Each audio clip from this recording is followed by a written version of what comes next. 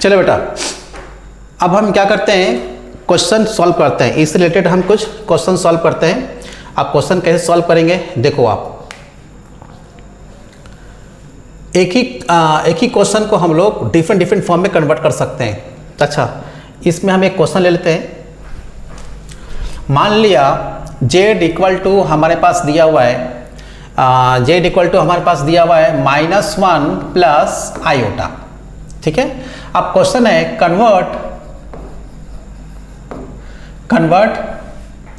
Convert this in different forms.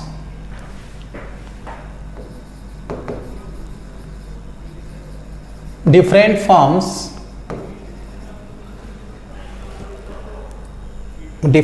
means convert these in किस में बेटा, polar form and exponential form.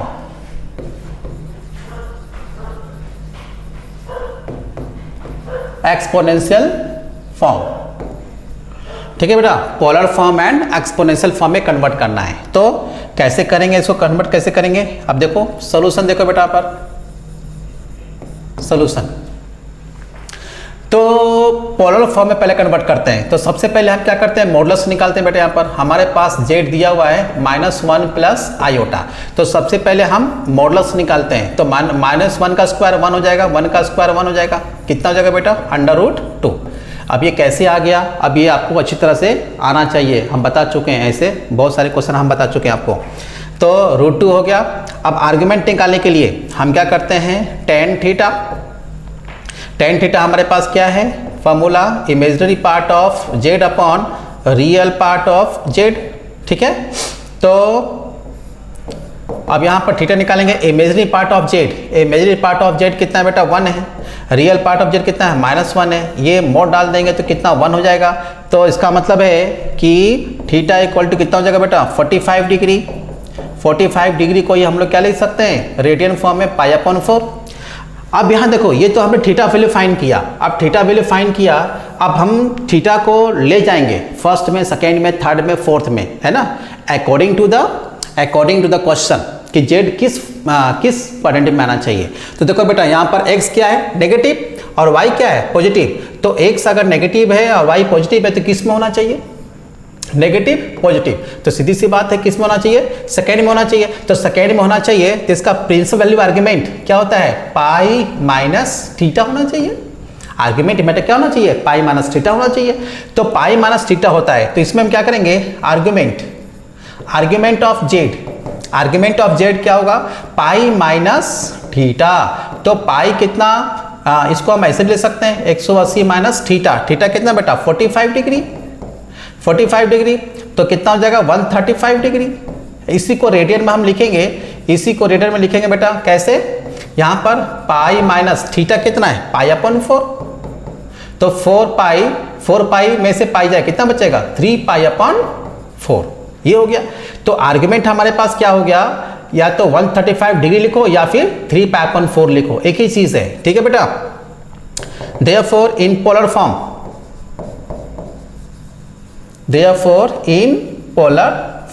अब polar form में हम कैसे लिखेंगे बेटा, z इक्वल टू, ये तो हमारे पास आता है, ये हम बता चुके, एक तरह से फॉर्मूला बन गया ये sin थीटा। ठीक है,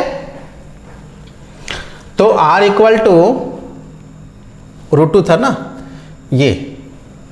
तो पोलर फॉर्म में हम कन्वर्ट करेंगे, तो z इक्वल टू √2 और यहां पर cos 3π/4।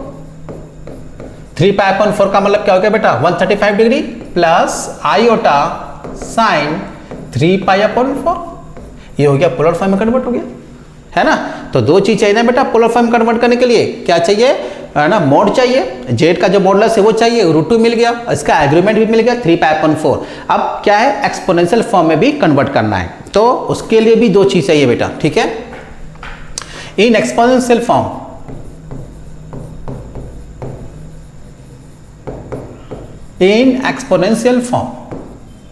अब एक्सपोनेंशियल फॉर्म में कैसे, देखो एक्सपोनेंशियल फॉर्म में कैसे करेंगे, तो एक्सपोनेंशियल फॉर्म में एक्सपोनेंशियल फॉर्म में देखोगे बेटा, हमारे पास क्या होता है, Z equal to R E raise to the power I theta, यही तो हमारा एक्सपोनेंशियल फॉर्म कहलाता है। अब इसमें क्या हो जाएगा, आर का मतलब कितना हो जाएगा बेटा, √2 और e raise to the power iota theta कितना 3π/4, यहां पर आयोटा हो गया एक्सपोनेंशियल फॉर्म। ठीक है बेटा, ये क्या हो गया, एक्सपोनेंशियल फॉर्म।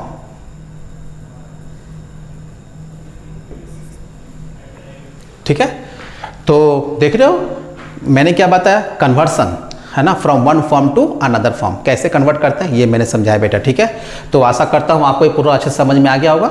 ठीक है, चलो उसके बाद हम और भी तरह कुछ क्वेश्चन सॉल्व करते हैं, है ना। नेक्स्ट जो हमारे पास है, ये चीज़ मैंने समझाया। अब क्वेश्चन लेते हैं बेटा और भी। देखो बेटा, क्वेश्चन समझने से पहले जाना, क्वेश्चन समझने से पहले ये सब जो प्रॉपर्टीज़ है ये तो ध्यान रखो बेटा, ये प्रॉपर्टीज़ है आपके मतलब बोर्ड लेवल में इसका ज़्यादा यूज़ नहीं होता है, लेकिन जब जेईई की तैयारी करोगे तो ये सारे प्रॉपर्टीज़ को, है ना, प्रॉपर्टीज़ को हम लोग बहुत ही फ्रिक्वेंटली यूज़ करते हैं, फटाफट यूज़ करते हैं। प्रॉपर्टी यूज़ करने से, है ना, बड़ा सा बड़ा क्वेश्चन भी जानते हैं बहुत ईजिली सॉल्व हो जाएगा इस प्रॉपर्टी का यूज़ करके, मैं आपको बताने वाला हूँ। ठीक है बेटा, तो पहले देखो ये प्रॉपर्टी देख लो, properties of conjugate. If Z1 and Z2 are existing complex number, then we have the following result। देखो बेटा ये, ठीक है, तो मैं क्या करता हूँ कि एक दो क्वेश्चन कैसे आया होगा, ये फॉर्मूला कैसे बना होगा, ये मैं बता दे रहा हूँ आपको, उसके बाद आपको खुद से करना है। ठीक है, यहाँ देखो बेटा, देखो ये फॉर्मूला कैसे बना होगा, देखो एक मैं बता दे रहा हूँ, जैसे मान लिया मैं समझा दे रहा हूँ। फर्स्ट कैसे बना होगा, मान लिया हमारे पास z है, z equal to x plus iota y है। ठीक है, अब यहाँ देखो ये क्या है बेटा, कंजुगेट है, तो इसका कंजुगेट हम लोग कैसे लिखते हैं ये हम बता चुके हैं। तो क्या होगा, जो इमेजिनरी पार्ट है उसमें हम नेगेटिव से मल्टीप्लाई कर देंगे, ये क्या हो जाएगा बेटा, x माइनस आयोटा y हो जाएगा। अच्छा, x माइनस आयोटा y हो गया। अब हम देखो फिर से ये क्या है बेटा, यहाँ पर बार है, मतलब ये कंजुगेट, फिर से इसका कंजुगेट फाइंड करो। तो फिर से इसका कंजुगेट फाइंड करेंगे तो कैसे, देखो हमारे पास z bar equal to x minus iota y हो गया, तो इसी का ये भी एक तो कॉम्प्लेक्स नंबर है, मतलब z का कंजुगेट फाइंड किया तो ये भी तो कॉम्प्लेक्स नंबर है, तो फिर से इसका कंजुगेट फाइंड करेंगे। जब फिर से इसका कंजुगेट फाइंड करेंगे, फिर से क्या करेंगे, इसका जो भी इसका इमेजिनरी पार्ट है उसको फिर से माइनस से मल्टीप्लाई कर देंगे। तो फिर से माइनस से मल्टीप्लाई कर देंगे तो क्या हो जाएगा, फिर से आयोटा y, और ये किसके बराबर हो गया बेटा, देखो ये किसके बराबर हो गया, ये हो गया z के बराबर। देखो प्रॉपर्टी बन गया। तो पहला जो प्रॉपर्टी, कैसे ये प्रॉपर्टी कैसे बनता है ना, इस तरीके से बनता है बेटा। ठीक है, तो इतने सारे प्रॉपर्टीज हैं तो सभी को इस तरह से प्रूफ करना, है ना, पॉसिबल नहीं है, काफ़ी टाइम लग जाएगा। तो एक दो मैं बता दे रहा हूँ, उसको आपको उसके बाद आप खुद से, है ना, उसको आप कर सकते हो और ट्राई करना चाहिए, आप सभी को ट्राई करना चाहिए। इससे क्या होगा, मैथ्स में स्किल आपका डेवलप होगा बेटा। ठीक है ना, क्योंकि सभी चीज़ को आप याद करके कर नहीं सकते। अगर सभी को अगर आप सॉल्व करोगे, मैंने बताया कि इसको अगर आप सॉल्व करोगे तो इससे प्रैक्टिस बनेगी, इससे स्किल डेवलप होगा बेटा मैथ्स में। ठीक है, और अच्छे से समझ में आएगा, बारीकी से बारीकी चीज़ भी आपको समझ में आ जाएगा। ठीक है, अच्छा उसी तरह से हम मान लो हम लेते हैं इस तरह से, मान लो सेकेंड लेते हैं हम लोग, सेकेंड को हमको करना है। तो यहाँ पे देखो मान लिया हमारे पास लेट z1 इक्वल टू हमने लिया x प्लस आयोटा y, एक काम करते हैं x1 y1 कर लेते हैं। ठीक है बेटा, और z2 equal to x2 plus iota y2 लेते हैं। ठीक है, अब क्या करेंगे, देखो दोनों को हमको ऐड करना पड़ेगा, साफ दिख रहा है। जब दोनों को हम ऐड करेंगे बेटा, z1 प्लस z2, इसको हमको क्या करना है, ऐड करना है।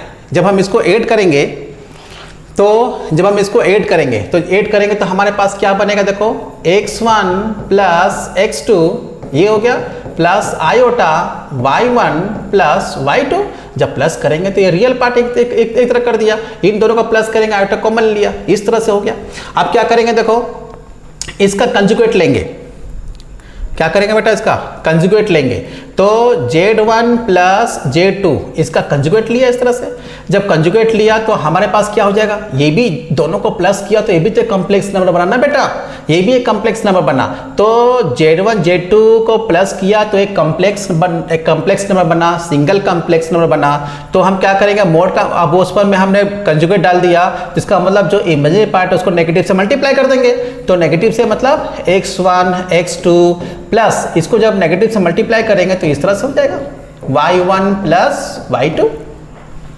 ठीक है, अब देखो इसका मतलब है ये कैसे, इसको हम ऐसे लिख सकते हैं x1 मल्टीप्लाई कर दो बेटा i ओटा y1, इसको ऐसे लिख दिया, मतलब दो भाग में इसको डिवाइड कर दिया हमने x2, फिर इसको हम लिख सकते हैं इस तरह से i ओटा y2।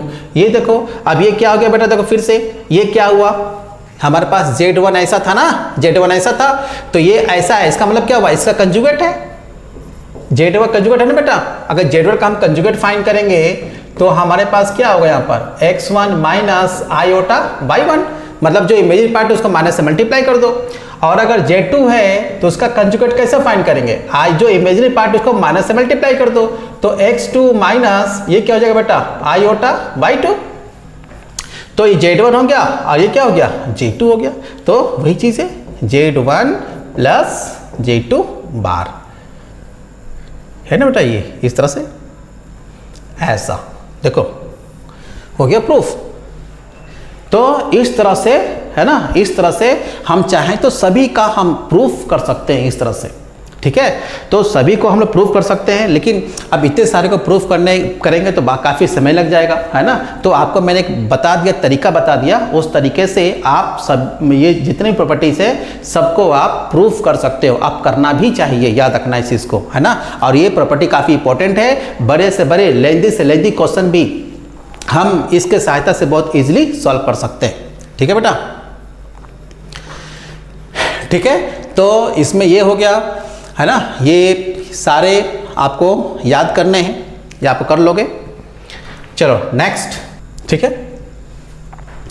अब देखो ये जो पहले जो बताया प्रॉपर्टीज ऑफ, क्या बताया था मैंने, प्रॉपर्टीज ऑफ कंजुगेट, ये क्या है, प्रॉपर्टीज ऑफ मॉडुलस। अब मॉडुलस की भी प्रॉपर्टीज है बेटा, ये भी बहुत काम की चीज़ है, सारे काम की चीज़ है प्रॉपर्टीज। जब आप जेईई की तैयारी कर रहे हो तो ये बहुत ही काम की चीज़ है, पूरे याद होने चाहिए। अगर आप जेईई की तैयारी कर रहे हो तो फटाफट सॉल्व हो जाएगा। ठीक है, अब देखो इसको भी हम लोग, है ना, बहुत इजीली प्रूफ कर सकते हैं। देखो यहाँ पे देखो जेड का जो मोड निकालते हैं, कोई भी जेड आप ले लो, जैसे मान लिया हमने लिया Z let Z equal to X plus iota Y, है ना, या फिर ये कोई नंबर ले लेते हैं तो ज़्यादा अच्छा रहेगा, अच्छे समझ में आएगा। कोई भी नंबर ले लो बेटा आप, मान लिया हमने लिया 2 प्लस आयोटा, 2 प्लस आयोटा, इसका मोड निकालो, इसका मोड निकालो। कैसे निकालते हैं, 2 का स्क्वायर 4, 1 का स्क्वायर 1, कितना हो जाएगा √5। देखो ये √5 ग्रेटर देन 0, है ना। मैंने पहले बताया था कि इस तरह से z equal to x square plus y square, ये जो हम फाइंड करते हैं ये हमेशा क्या आएगा, प्योरली रियल आता है। क्या आएगा बेटा, पॉजिटिव रियल। हमने बताया था ये क्या आता है, रियल, लेकिन रियल में क्या, रियल पॉजिटिव आता है, पॉजिटिव रियल आएगा बेटा, प्योरली रियल आएगा। ठीक है, ये नेगेटिव हो ही नहीं सकता है, क्यों, क्योंकि रूट के अंदर है, रूट के अंदर अगर नेगेटिव रहेगा तो क्या हो जाएगा, अनडिफाइन हो जाएगा, ये पॉसिबल नहीं है। ठीक है, तो ध्यान रखना। और देखो ये 0 कब होता है, जब एक्स और वाई जब दोनों 0 होगा। ठीक है ना, और जेड का मोड ग्रेटर देन 0 इफ इस तरह से। अच्छा ये देखो इसका मतलब क्या हुआ, रियल पार्ट ऑफ जेड, मान लिया हमने जेड लिया यहाँ पर, इसी को लिया। अब रियल पार्ट ऑफ जेड, यहाँ देखो बेटा इसी एग्जाम्पल को हम लोग करते हैं, ये रियल पार्ट ऑफ जेड। तो रियल पार्ट ऑफ जेड कितना है बेटा, यहाँ पर 2 है। ठीक है, अच्छा imaginary part of Z, imaginary part of Z हमारे पास कितना है बेटा, यहाँ पे देखो 1 है।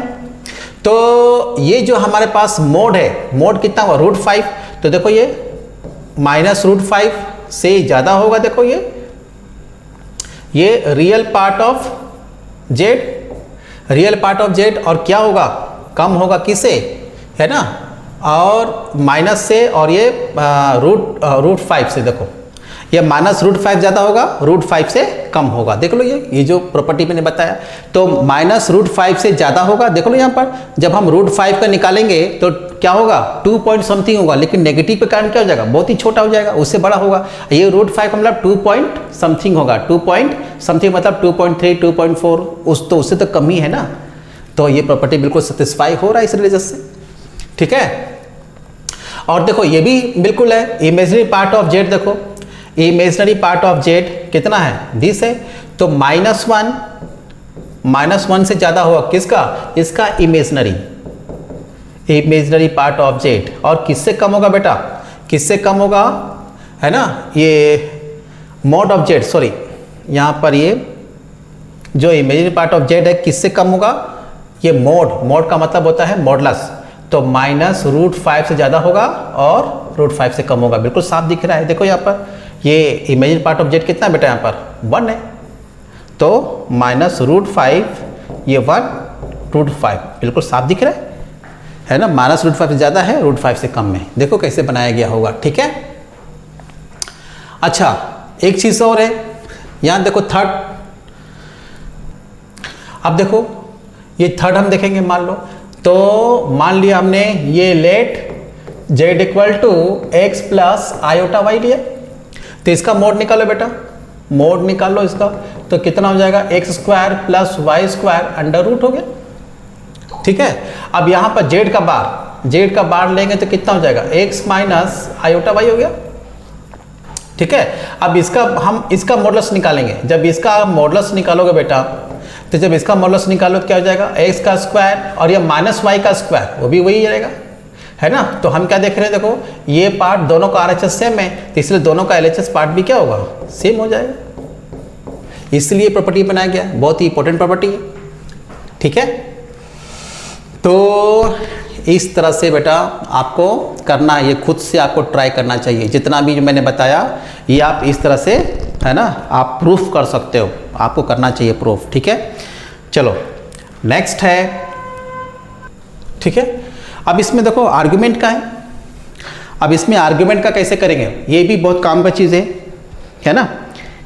जो आर्गुमेंट है, प्रॉपर्टीज ऑफ आर्गुमेंट, अभी हमने सारी चीज़ हम बता चुके हैं बेटा। आपको क्या बताया मैंने, मॉडुलस के बारे में मैंने बताया आपको, मैंने ये कंजुगेट के बारे में बताया और आर्गुमेंट के बारे में बताया, और मैंने कहा था कि इसे कुछ प्रॉपर्टी से बाद में बताएंगे, वही चीज़ वही प्रॉपर्टी में बता रहा हूँ आपको, ठीक है। अब देखो प्रॉपर्टीज ऑफ आर्गुमेंट, देख रहे हो, ये सब सारी प्रॉपर्टीज़ हैं, तो एक दो मैं आपको बता देता हूँ कि इसको प्रूफ कैसे करते हैं, है ना। बाकी आपको खुद ट्राई करना चाहिए बेटा, ठीक है ना, और आपको करना है अच्छी तरह से। नया पेज में ज़्यादा अच्छे से इसमें प्रॉब्लम हो जाती है, इसको नया पेज ले लेते हैं। देखो बेटा, late z1 = r1 cos θ1 + iota sin θ1। अच्छा, z2 = हमने ले लिया r2 cos θ2 + iota sin θ2। अब क्या करेंगे, दोनों को मल्टीप्लाई करेंगे, z1 z2 दोनों का मल्टीप्लाई कैसे करेंगे, r1 r2, फिर यहाँ पर cos θ1 + iota sin θ1, फिर हो जाएगा यहाँ पर cos θ2 + iota sin θ2, ठीक है। अब यहाँ पर देखो r1 r2, अब इसको मल्टीप्लाई करेंगे, तो कैसे, रियल पार्ट इसको मल्टीप्लाई करेंगे, तो cos θ1 ये हो जाएगा cos θ2, फिर यहाँ पर माइनस इसको इससे मल्टीप्लाई कर दो, ये हो जाएगा sin θ1, ये हो जाएगा sin θ2, ये हो गया रियल पार्ट प्लस आयोटा। अब इमेजिनरी पार्ट कैसे, तो इसको मल्टीप्लाई करेंगे तो इमेजिनरी है क्योंकि आई के साथ है, तो यहाँ पर हो जाएगा sin θ1, ये हो जाएगा cos θ2, उसके बाद फिर इसको इससे मल्टीप्लाई करेंगे तो क्या हो जाएगा, यहाँ पर हो जाएगा cos θ1, ये हो जाएगा sin θ2, इस तरह से। अब यहाँ पर क्या हो जाएगा r1 r2, ठीक है, r1 r2। अब हम क्या बता रहे थे बेटा, कुछ फॉर्मूला बता रहे थे, ये फॉर्मूला है, अगर आपने ट्रिग्नोमेट्री नहीं पढ़ा है तो दिक्कत तो होगी, है ना। अगर नहीं पढ़ा तो मैं फॉर्मूला बता दे रहा हूँ बेटा, वो फॉर्मूले का यूज़ कैसे करते हैं वो मैं बता दे रहा हूँ। देखो यहाँ पर साइन, ये एक फॉर्मूला है हमारे पास, cos A into cos B, cos A into cos B minus sine A into sine B. तो cos A into cos B minus sine into sine B हमारे पास फॉर्मूला है, वो क्या होता है कॉस ए प्लस बी। अगर आपने ट्रिग्नोमेट्री नहीं पढ़ा बेटा बस फॉर्मूला याद कर लो, ठीक है ना। फिर बाद में जब पढ़ोगे अच्छी तरह से, है ना, तो फिर तो कोई दिक्कत ही नहीं होगी, ठीक है। तो देखो यहाँ बेटा ए के जहाँ पर कितना है θ1 है, cos A into cos B minus sine A into sine B. तो ए की जगह पर θ1 है, बी की जगह पर θ2 है, तो क्या हो जाएगा कॉस ए प्लस बी। तो कॉस ए प्लस बी, तो यहाँ हो जाएगा कॉस ए, तो θ1 प्लस θ2 हो गया इस तरह से, प्लस आयोटा। फिर यहाँ भी एक फॉर्मूला है, तो यहाँ पर क्या फॉर्मूला है sine A into cos B, sine A into cos B plus cos A into sine B, ये फॉर्मूला है बेटा यहाँ पर। तो ये हो जाएगा साइन ए प्लस बी, ये फॉर्मूला। तो अब यहाँ देखो, यहाँ पर देखोगे साइन ए की जगह पर क्या है बेटा यहाँ पर θ1 है, sine A into cos B plus cos A into sine B. तो यहाँ पर क्या हो जाएगा साइन θ1 प्लस θ2 इस तरह से। ये क्या हो गया बेटा, ये Z1 Z2 हो गया, मल्टीप्लाई करके ऐसा हुआ। जब मल्टीप्लाई करके ऐसा था, अब देखो पीछे क्या था हमारे पास, देखो तो argument of Z1 plus Z2 क्या होगा, argument of Z1 plus argument of Z2। अब ये कैसे आया देखो, अब यहां देखो, अब देखो इसका आर्गुमेंट, अब दोनों को जब मल्टीप्लाई किया तो क्या हुआ, ए भी एक कॉम्प्लेक्स नंबर बना, सिंगल कॉम्प्लेक्स नंबर बना। तो देखो ये रियल पार्ट है ना, ये रियल पार्ट, और ये क्या है इमेजिनरी पार्ट। तो इसका मतलब क्या हुआ बेटा, इसको अगर हम इसको इस तरह से मान लें, लेट Z1 Z2 को हम क्या मान लिए, Z मान लिए, ठीक है। या फिर इसको ऐसे let theta equal to θ1 plus θ2 मान लिया, और R इक्वल टू हमने क्या मान लिया R1 R2 को हमने क्या मान लिया R मान लिया। देयरफॉर हमारे पास Z1 Z2 ये क्या हो जाएगा, इसको हमने मान लिया R। अब हमारे पास क्या हो जाएगा cos theta plus iota sine theta. अब यहाँ पर थीटा का मतलब क्या हुआ भाई, थीटा हमारे पास क्या है, अब ये क्या आर्ग्यूमेंट कहलाता है, तो थीटा क्या आर्ग्यूमेंट हो गया। तो थीटा इक्वल टू कितना θ1 प्लस θ2। तो आर्ग्यूमेंट ऑफ थीटा, ये थीटा किसका आर्ग्यूमेंट है भाई, ये थीटा किसका आर्ग्यूमेंट है, इसका आर्ग्यूमेंट है ना।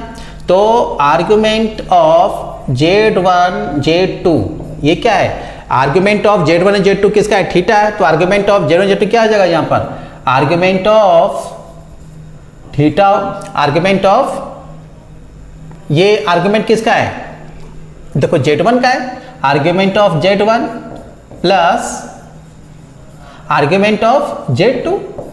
देखो ना ये जो θ2 किसका आर्ग्यूमेंट है, Z2 का है, बिल्कुल साफ दिखाई दे रहा है ना। तो इस तरह से हमारे पास है ना फॉर्मूला बन गया। और यहाँ पर क्या है 2k पाई, और यहाँ पर k का वैल्यू क्या होना चाहिए, या तो k का वैल्यू आप रख सकते हो यहाँ पर, k का वैल्यू आप यहाँ पर रख सकते हो 0 और 1 और -1 ये रख सकते हैं बेटा। क्यों, ताकि आपका वो जो आर्ग्यूमेंट आना चाहिए वो क्या हो जाए, प्रिंसिपल आर्ग्यूमेंट में कन्वर्ट हो जाएगा ऐसा करने से, ठीक है। तो देख रहे हो कैसे इसको हम लोगों ने सॉल्व किया, कैसे प्रूफ किया, ये तो ध्यान रखोगे इस चीज़ को। मैं समझता हूँ ये सब सारे और भी आप खुद से कर सकते हो, है ना, कोशिश करना चाहिए, ये खुद आप ट्राई करोगे बेटा, ठीक है ना। चलो अब हम कुछ क्वेश्चन सॉल्व करते हैं। देखो बेटा इसको हम लोग क्वेश्चन सॉल्व करेंगे। देखो ये बहुत ही सिंपल है, इसको कैसे सॉल्व करेंगे मालूम होना चाहिए, ठीक है। तो ये देखो इस क्वेश्चन, ये क्वेश्चन बेटा जेई लेवल का है। ये क्वेश्चन हमारा क्या है, जेई लेवल का क्वेश्चन है बेटा, है ना। ऐसा क्वेश्चन बोर्ड लेवल में पूछता नहीं है। अगर बोर्ड लेवल पूछेगा तो फिर क्या करना पड़ेगा, उसको मल्टीप्लाई करना पड़ेगा, नीचे मल्टीप्लाई करना पड़ेगा, फिर एनालाइज करना पड़ेगा, तो काफ़ी टफ हो जाता है ना। तो ये जो क्वेश्चन है बेटा जेई लेवल का है, ठीक है। तो कैसे इसको प्रॉपर्टी का यूज़ करके कैसे हम सॉल्व करते हैं तो ध्यान रखोगे। तो यहाँ देखोगे बेटा, पहले सबसे पहले फाइंड क्या करना, अपन को मोड फाइंड करना है, मोड ऑफ जेड, जेड का मोड फाइंड करना है। तो जेड का मोड हम कैसे फाइंड करेंगे, देखो। तो देखो सॉल्यूशन देखो। तो सबसे पहले हम क्या करेंगे, मोड फाइंड करेंगे। तो मोड कैसे फाइंड करेंगे बेटा, देखो ये जेड, ये मोड फाइंड किया। मोड का मतलब ये सिंबल होता है ना, मतलब मोड को इस तरह से रिप्रेजेंट करते हैं। तो इसका मोड फाइंड करना है। तो 3 + 4 आयोटा 1 + आयोटा 1 + √3 आयोटा, ठीक है, ठीक है। अब यहाँ पर 1 + आयोटा 4 - 3 आयोटा, ये हो गया 2 आयोटा, ये हो गया। अब उसके बाद ये जो है हमारे पास ब्रैकेट है, ये स्क्वायर, और हमने क्या किया, मोड डाला। देखो बेटा, ठीक है, ये मोड डाला। अब देखो हम प्रॉपर्टी का यूज़ कैसे करते हैं, है ना। ये मोड की प्रॉपर्टी है, तो इसका यूज़ कैसे करेंगे। देखो एक प्रॉपर्टी मैंने बताया कि, क्या प्रॉपर्टी बताया मैंने, कि अगर जेड एन इस तरह से रहे तो हम क्या करेंगे, जेड मोड, ये एन क्या हो जाएगा, बाहर हो जाएगा। ये अपनी प्रॉपर्टी बताया, देख लेना, है ना। तो ये मैंने बताया, आप देख लेना, ठीक है। तो इसका हम यूज़ करेंगे। तो कैसे, देखो ये मोड के अंदर देखो एन का जगह पे क्या है, 2 है, तो मोड के अंदर है, तो इसको क्या कर देंगे, बाहर ले जाएंगे, 2 को बाहर ले जाएंगे बेटा। तो इसका मतलब है, इसको हम लोग कैसे लिख सकते हैं, तो 3 + 4 आयोटा, फिर 1 + आयोटा, फिर 1 + √3 आयोटा, फिर अपॉन में 1 + आयोटा 4 - 3 आयोटा, फिर 2 आयोटा, इस तरह से ये मोड डाला, ये मोड के बाहर आ गया बेटा। देखो स्क्वायर क्या हो गया, मोड के बाहर आ गया।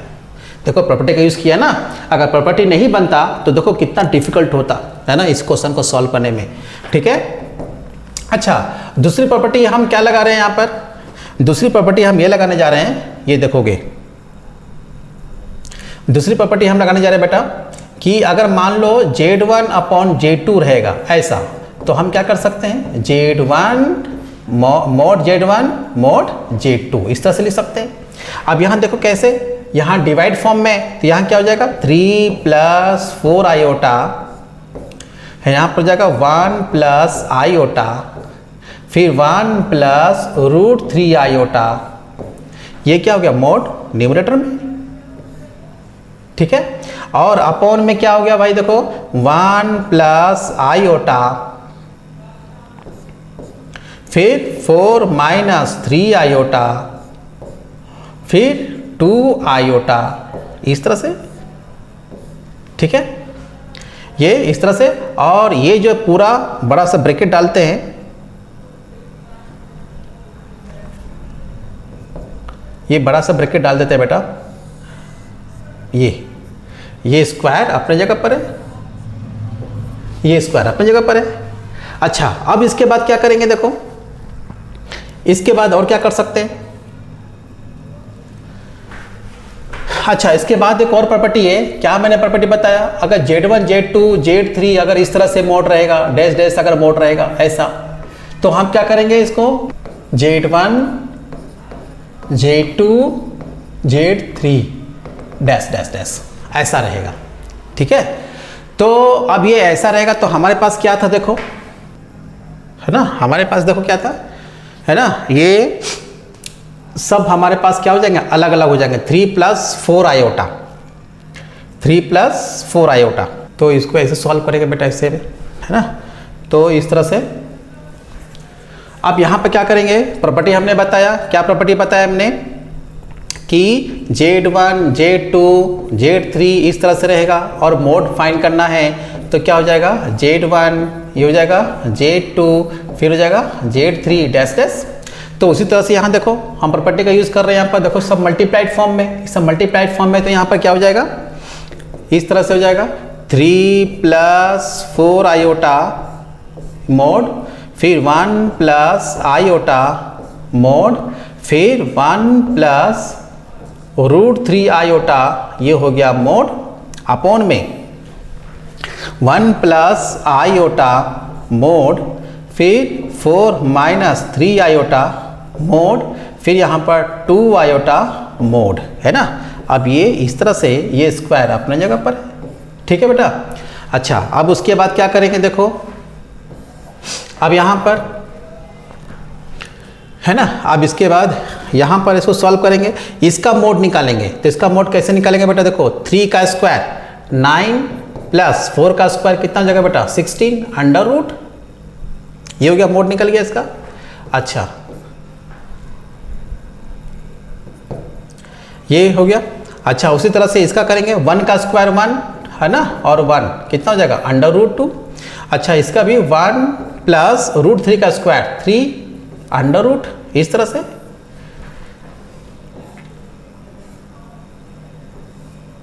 ऐसा। अब यहाँ पर 1 + 1 इसको लिखते हैं बेटा, डायरेक्ट लिख देते हैं, ऐसे में थोड़ा सा प्रॉब्लम हो रही है। अब यहाँ पर 4 का स्क्वायर कितना जगह 16, और 3 का स्क्वायर कितना जगह 9, तो कितना जगह 25 √25। यहाँ पर देखो 2 का स्क्वायर 4 √, ये स्क्वायर अपने जगह पर। अच्छा, अब यहाँ देखो कितना जगह 25 मतलब 5, यहाँ कितना जगह √2, और यहाँ कितना हो जाएगा 2, यहाँ पर हो जाएगा √2, यहाँ हो जाएगा 5, यहाँ हो जाएगा 2, ये हो गया स्क्वायर। अब यहाँ देखो बेटा 5 और 5 कैंसिल, √2 2 कैंसिल, 2 कट कर दिया, कितना बेटा 1 का स्क्वायर कितना हो गया, 1 हो गया। तो इसका निकल गया ना बेटा, इसका देखो मॉडुलस निकल गया। मॉडुलस कितना आया, 1 आया।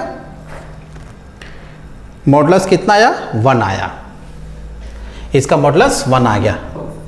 Z = कितना गया बेटा, 1। अब दूसरा क्या निकालना है, एम्पलीट्यूड निकालना है। अब देखो बेटा क्या निकालना है, एम्पलीट्यूड। अब एम्पलीट्यूड कैसे निकालेंगे, तो ध्यान रखना है इस चीज को।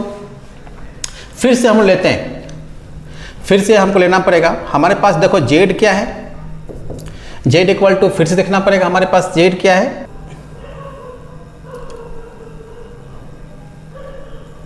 देखो 3 + 4 iota, 3 + 4 iota 1 + iota, 3 + 4 iota 1 + iota, 1 + iota, और क्या था 1 + आयोटा, 1 + √3 आयोटा, 1 + √3 आयोटा, अपॉन में क्या है बेटा, अपॉन में क्या है 1 + iota 4 - 3 iota, 1 + iota 1 + iota 4 - 3 iota, 4 - 3 iota, फिर 2 आयोटा। यही था ना बेटा, यही था Z। अब इसका एम्पलीट्यूड निकालना है। अब इसका एम्पलीट्यूड कैसे निकालेंगे, देखो इसका एम्पलीट्यूड कैसे निकालेंगे, बिल्कुल पहले की तरह हम आर्ग्यूमेंट, जो आर्ग्यूमेंट है उस प्रॉपर्टी का हम लोग यूज करेंगे। तो देखो कैसे करेंगे, देखो तो सबसे पहले हमने क्या बताया, देखो कि अगर argument of Z, argument of Z and क्या होता है बेटा, एंड आर्ग्यूमेंट ऑफ Z, ये प्रॉपर्टी मैंने बताया है ना, इस प्रॉपर्टी का हम यूज करेंगे। तो यहां देखो आर्ग्यूमेंट ऑफ Z का मतलब क्या हुआ बेटा, आर्ग्यूमेंट ऑफ Z का मतलब हो गया इस पूरे का आर्ग्यूमेंट, तो 2 फिर क्या हो जाएगा 2, इसको आर्ग्यूमेंट को हम लोग क्या लिख सकते हैं बेटा, एम्पलीट्यूड भी लिख सकते हैं, है ना, अगर वो प्रिंसिपल वैल्यू आर्ग्यूमेंट को शो कर रहा है तो इसको हम लोग इस तरह से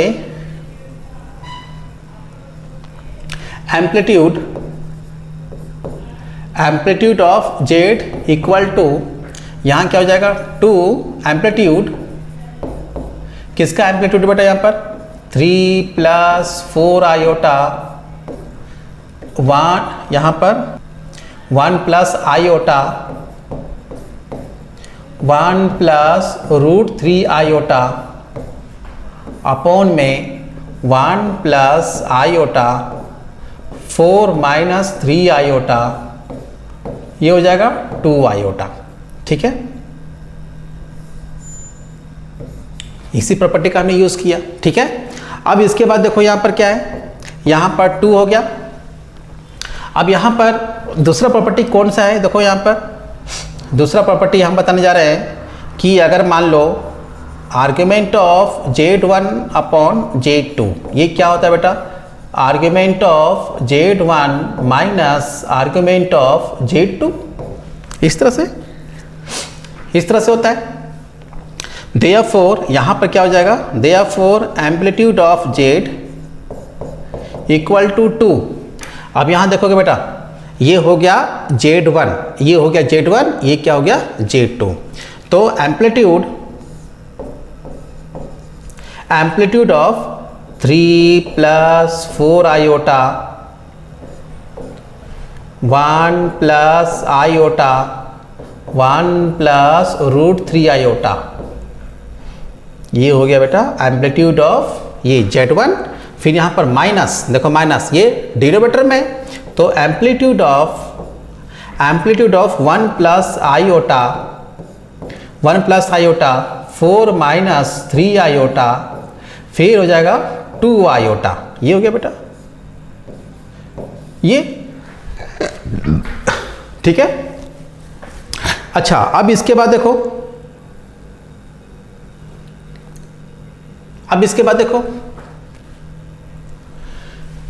अब यहां पर एक और प्रॉपर्टी मैंने बताया, क्या बताया देखो, आर्गुमेंट ऑफ Z1 Z2, तो क्या होता है बेटा, argument of Z1 plus argument of Z2, ये मैंने बताया ना मैंने। अच्छा एक चीज थोड़ा सा और ध्यान रखो, यहां पर एक चीज छूट गया बेटा, है ना, आर्गुमेंट तो यहां पर क्या हो जाएगा 2k पाई, ये छूट गया बेटा, है ना, और k बिलोंग्स टू इंटीजर, ये भी लिखना है ना, ये भी लिखना है बेटा यहाँ पर। ठीक है, अब यहाँ पर देखो इस तरह से, अब हम इसका यूज करेंगे। अब यहाँ पर कैसे देखो, ये हो जाएगा 2 एम्पलीट्यूड, देखो सब मल्टीप्लाइड फॉर्म में, तो क्या हो जाएगा प्लस में जाता है, मल्टीप्लाई तो प्लस में कन्वर्ट हो जाता है, तो यहाँ पर हो जाएगा amplitude 3 plus 4 iota plus amplitude 1 plus iota plus amplitude 1 plus √3 iota. ठीक है, उसके बाद यहाँ पर माइनस, ये भी देखो सब प्लस में हो जाएगा, लेकिन सब प्लस में होगा, लेकिन क्या होगा, सबको माइनस कर देगा, तो amplitude 1 plus iota minus amplitude 4 minus 3 iota minus amplitude 2 iota. इस तरह से देखो बेटा कैसे कन्वर्ट कर दिया हमने। अब यहां पर देखो सिंपली, अब इस तरह से कन्वर्ट हो गया। अब क्या करेंगे, इसका एम्पलीट्यूड निकालेंगे। तो इसका एम्पलीट्यूड कैसे निकालेंगे बेटा बताओ, तो इसका एम्पलीट्यूड इसका निकालने के लिए क्या करते हैं, टेन थीटा इक्वल टू क्या होता है y/x, मतलब 4/3। अब यहाँ पर थीटा इक्वल टू कितना हो जाएगा बेटा, ये हो जाएगा tan इनवर्स 4/3। टेन को हम इधर भी ले आएंगे तो tan इनवर्स कहला, यहाँ पर 10 को इधर लाएंगे तो क्या जाएगा tan इनवर्स हो जाएगा। तो थीटा निकल गया ना बेटा इसका, तो थीटा निकल गया तो हम क्या करेंगे, यहाँ पर लिखेंगे tan इनवर्स 4/3। अच्छा प्लस यहाँ देखो इसका कैसे निकालेंगे 1/1, तो 1/1 कितना हो गया बेटा 45 डिग्री, मतलब π/4 प्लस इसका निकालेंगे, तो इसका निकालेंगे कैसे, तो √3/1, तो √3/1 tan थीटा इक्वल टू √3/1, तो कितना हो जाएगा 60 डिग्री। तो 60 मतलब कितना हो जाएगा बेटा π/3, ये हो गया π/3। अच्छा उसके बाद और देखो यहाँ पर minus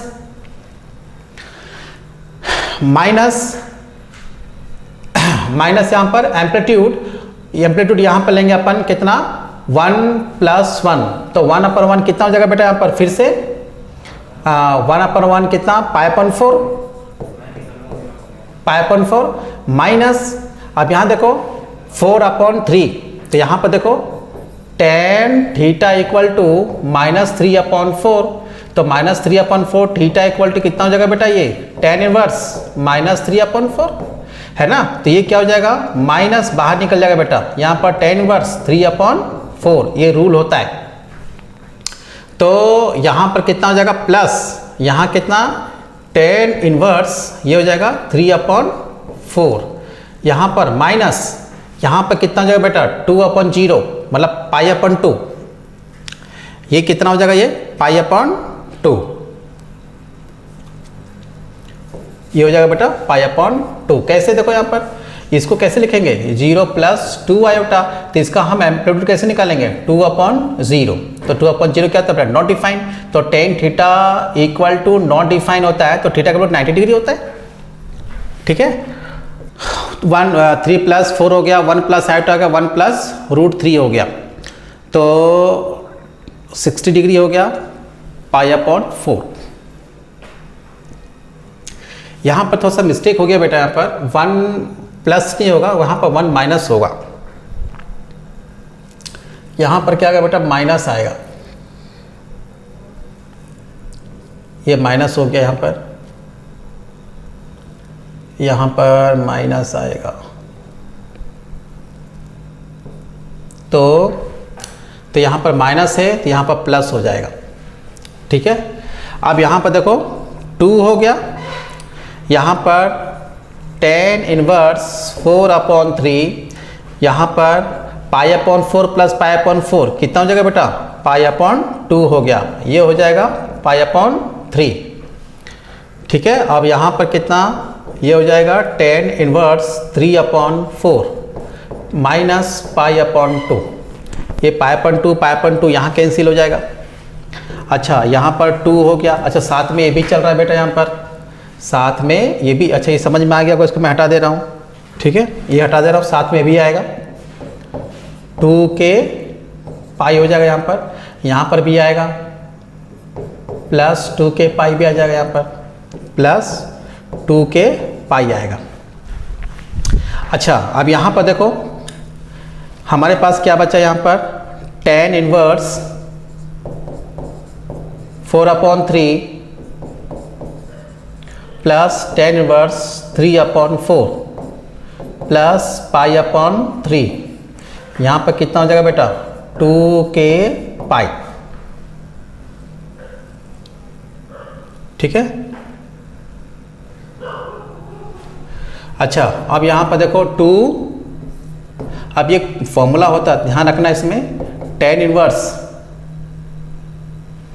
inverse x plus tan inverse y, tan inverse x plus tan inverse ये cot inverse x, tan inverse x plus cot inverse x equal to पाई/2 होता है। ठीक है और ध्यान रखना ये हो जाएगा tan inverse x equal to cot inverse 1/x होता है। ठीक है ना, ठीक है तो इसको हम लोग कोट में कन्वर्ट कर देंगे बेटा। तो देखो यहाँ पर कैसे करेंगे, ये देखो tan इनवर्स 4/3, ये जो tan इनवर्स 3/4 है इसको कोट में कन्वर्ट करेंगे, कोट में कन्वर्ट करेंगे तो 4/3 हो जाएगा पाई/3, ये हो जाएगा 2k पाई। अभी मैंने प्रॉपर्टी बताया, ये इस प्रॉपर्टी का यहाँ पर यूज़ किया। अब यहाँ देखो ये हो जाएगा 2, यहाँ देखो ये tan inverse x plus cot inverse x कितना हो जाएगा पाई/2 हो जाएगा, ये हो जाएगा पाई/3 प्लस 2k पाई हो जाएगा। ठीक है अच्छा अब इसके बाद हम और क्या करेंगे, यहाँ पर देखो सॉल्व करेंगे, यहाँ पर और 2 हो गया, एलसीएम लो कितना हो जाएगा भाई 3 + 2 कितना हो जाएगा 5 पाई/6 हो गया, तो 5 पाई/6 हो गया, यहाँ पर 2k पाई हो गया, यहाँ पर 2 3 जा 6, यहाँ पर 5 पाई/3 हो गया प्लस 2k पाई हो गया। ठीक है अब यहाँ पर देखो यहाँ पर k का वैल्यू -1 लेंगे, है ना। यहाँ पर टेकिंग k इक्वल टू -1, तो हमारे पास क्या हो जाएगा 5 पाई अपॉन 3 -1 लेंगे तो बेटा कितना हो जाएगा -2 पाई, तो 3 2 जा 6 में से पाई जाएगा, कितना बचेगा -पाई/3 क्या निकला बेटा एम्पलीट्यूड निकला। Therefore amplitude of z equal to -पाई/3। तो थोड़ा सा बेटा क्वेश्चन काफ़ी ज़्यादा लेंदी था, है ना, तो लेंदी था और उसमें बहुत सारे प्रॉपर्टीज़ का इसमें यूज़ हुआ है। तो इसको अच्छे से घर में प्रैक्टिस करना, एक एक स्टेप अच्छे से समझ लेना, ठीक है ना। और उसके बाद जो मैंने प्रॉपर्टी बताया उसको थोड़ा सा देखोगे तो ये पूरा अच्छे से समझ में आ जाएगा, ठीक है ना। प्रॉपर्टी का यूज़ हम लोग कैसे किए। अगर के का वैल्यू यहाँ पर मैंने क्या बताया, के का वैल्यू यहाँ पर 0 भी पुट कर सकते हैं, -1 भी वैल्यू पुट कर सकते हैं और है ना 1 भी कर सकते हैं, है ना। तो अगर हम 1 रखते तो जो प्रिंसिपल वैल्यू आर्गूमेंट है वो नहीं आता, है ना, भी ज़्यादा आ जाता। तो इसीलिए के का वैल्यू हमने -1 वैल्यू पुट किया है बेटा, ठीक है।